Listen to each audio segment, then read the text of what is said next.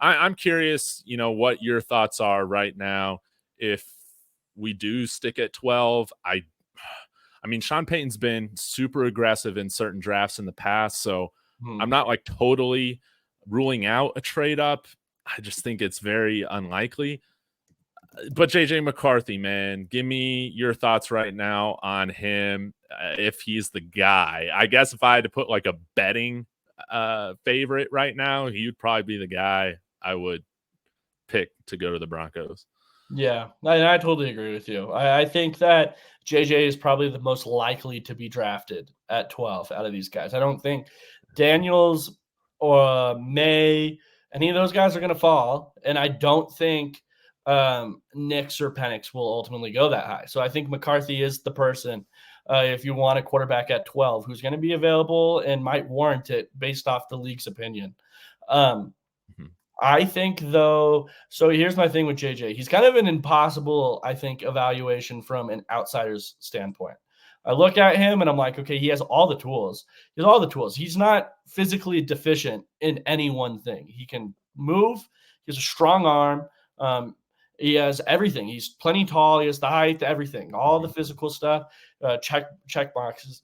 And then I can also see the scouts. I already hear it a million miles away. If you've ever talked to an NFL scout, you're going to hear the words winner and just like it's going to be flipped like 15 times. You're going to hear that word. Yeah, every single synonym is going to be listed there. It's going to be crazy. And he's only 21, which is 2 years, almost 3 years younger than both Nix and Penix. So what teams are going to do are they're going to view him as a clay, something they can mold is what they're going to view him as.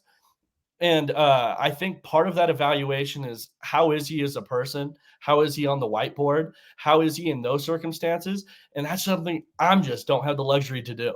You're right. That's something I just have to throw my hands up and be like, hey, I have no clue. I don't know. I have no idea. What I do know is that he comes from a pro-style offense, which is very different from some of these other guys. And he has really good tools. So I think if the Broncos drafted him 12, I'd be in the camp of being like, hey, well, I'm going to try to trust Sean Payton on this one. He was in the meetings with the guy and Davis Webb quarterback. I'm just quarterback coach. I'm going to trust you guys to evaluate him here because I trust you guys. If it were another coach, I'd probably say differently.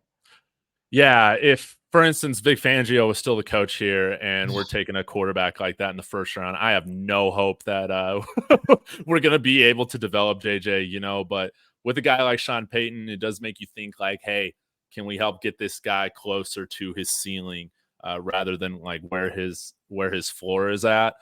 And I'm curious, like, do you think, like, say we do pick him, okay? Do you think like out the gate,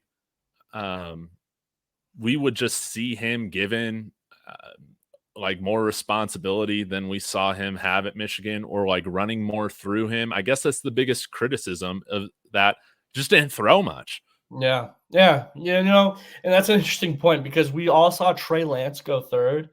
Guess what? I was looking at this the other day. Trey Lance, half the attempts JJ McCarthy has had in his career. Are you serious? And I saw him go third. So I definitely could see JJ McCarthy go 12.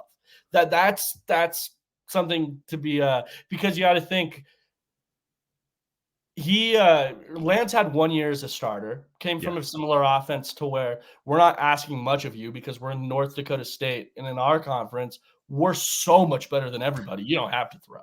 You just throw it up to Christian Watson. Yeah. Yeah, exactly. And then it was COVID year and he took the year off and then entered the NFL draft. So he had that 1 year of play there at North Dakota State. And he went third.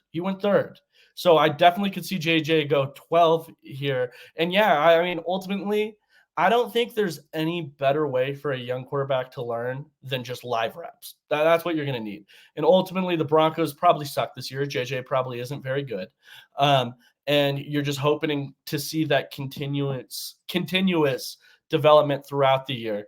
And almost in that type of situation, I'm more hesitant to trade Garrett Bowles. I'm more hesitant to trade Mhm. Cortland Sutton because I still don't want to ruin him. I want him to be okay back there. You know what I mean? Mhm. I don't want him to go out with an ACL tear year one, and I want him to have some targets to throw to. So I think if I go JJ McCarthy, my strategy on what I'm doing this offseason changes drastically as well.